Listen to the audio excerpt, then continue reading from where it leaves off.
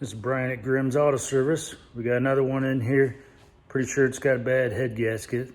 It's a 99 Cadillac Eldorado with the North Star. This is the tool that we're going to test it with. That's the part number. Just a cheap one you can get from Napa. You get the replacement bottles of fluid, but normally you fill it up and it's blue. Mine used to be crystal clear. You can't hardly see it through it anymore. But I'll have Scott start it up.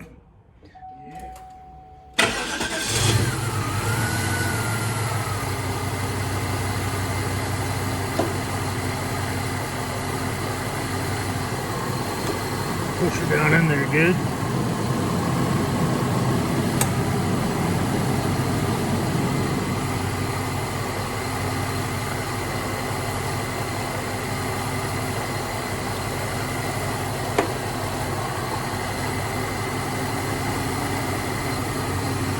We might have to let it run for a minute and see if it starts bubbling.